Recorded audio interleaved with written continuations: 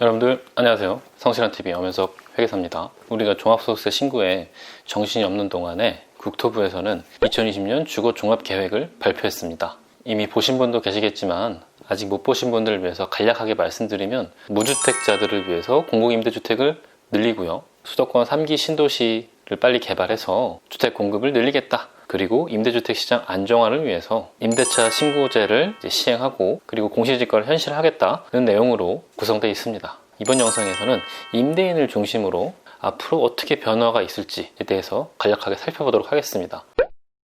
먼저 2020년 6월부터 전월세 신고제, 주택 매매할 때 실거래가를 국토부에 신고하듯이 마찬가지로 임대주택을 계약하면 그 계약 내용을 국토부에 신고하는 제도를 시행하겠다는 겁니다. 그동안 과세소득이 있음에도 불구하고 국세청에서 종합소득세 신고 안내문을 못 받으신 분들이 몇 분 계실 거예요. 제 주변에도 몇 분 계셔가지고 이걸 소득세를 신고해야 되나 말아야 되나 이런 고민을 많이 하셨었는데, 앞으로는 임대차 신고제도가 도입되면 국토부에서 그 내용을 집계해서 국세청에 전달하는 방식이 될 겁니다. 그래서 임대차 정보가 국세청에서 정확하게 알고 있어서 소득세 신고를 안 했을 경우에는 그 소득을 포착해서 세금을 부과할 수 있게 그렇게 될 것 같습니다. 임대 개시일로부터 20일 내 사업자 등록을 하셔야 됩니다. 안 하면 2021년 5월 종합소득세 신고할 때부터 미등록 가산세를 내게 돼 있습니다.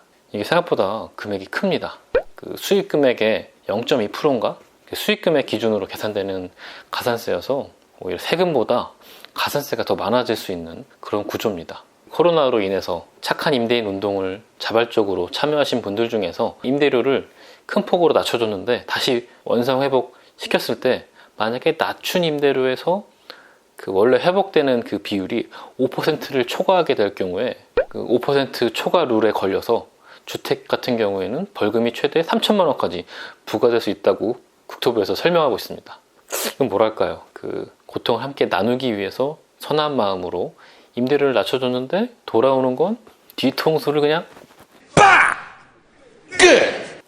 정말 뒤통수 한 대 맞은 격이죠. 상가 같은 경우에는 임차인과 특약을 맺어서 계약을 했다면 낮춘 임대료에서 원상 회복했을 경우 페널티는 물지 않는다고 하는데요. 주택 같은 경우에는 낮춰준 임대료에서 원상 회복했을 때 그 비율이 5%를 초과한다면 벌금을 3천만 원, 최대 3천만 원 낼 수 있는 그런 구조입니다. 그리고 마지막으로 공시가격을 현실화하겠다라고 이렇게 발표를 했는데요. 이 말은 즉슨 그 재산세와 종합부동산세, 그리고 건강보험료에도 영향을 미치게 됩니다. 이 재산세와 종부세를 내신 분들 아시겠지만 종합소득세보다 오히려 이 보유세가 더 많은 구조입니다. 그런데 이 공시가격을 더 현실화하겠다고 하니까 아파트의 경우에는 지금도 현실화율이 높기 때문에 영향을 좀 상대적으로 덜 받을 것 같은데요. 단독주택에 거주하고 계신 분들 혹은 단독주택을 임대하고 계신 분들은 이 공시가격 현실화 때문에 보유세가 상당히 늘어날 수도 있습니다. 이 공시가격도 문제가 하도 많이 지적이 돼서 최근에 어떤 시민단체에서 이 공시가격 산정에 대한 공익감사를 감사원에 요청했습니다.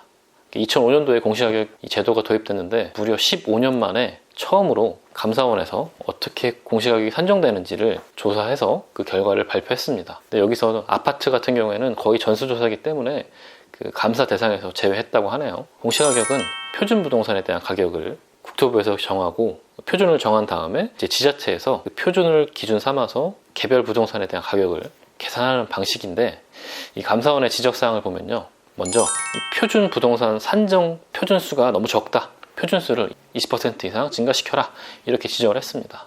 그러니까 표준이란 게 말 그대로 전체 모집단에서 일부 샘플링을 추출하는 건데 그 샘플 개수가 너무 적다, 그래서 그 표준이 전체를 대표하기가 좀 부족하다, 이런 지적을 한 겁니다. 그리고 개별 부동산에서도요, 문제를 지적했는데요.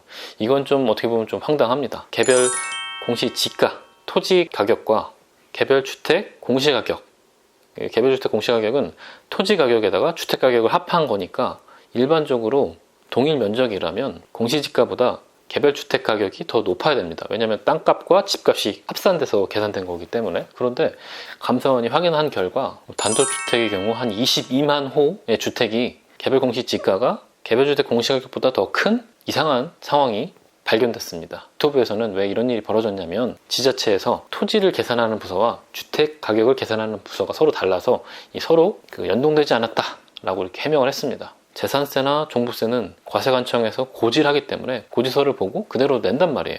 근데 이 감사원의 지적을 받듯이 이 공시가격이 잘못 계산됐을 수도 있다라는 얘기입니다. 제가 지난 영상에서도 한번 재산세 때문에 그 고지된 대로 그대로 내면 안 된다라는 취지로 영상을 올린 적이 있었는데요. 이게 사람이 하는 일이다 보니까 오류가 있을 수가 있습니다. 그래서 좀 합리적인 의구심을 가지셔야 돼요. 국토부에서는 이렇게 감사원의 지적을 잘 수용해서 앞으로 개선해 나가겠다라고 얘기를 합니다. 감사원에서 궁금했던 부분을 잘 파악해서 우리에게 알려준 것 같습니다.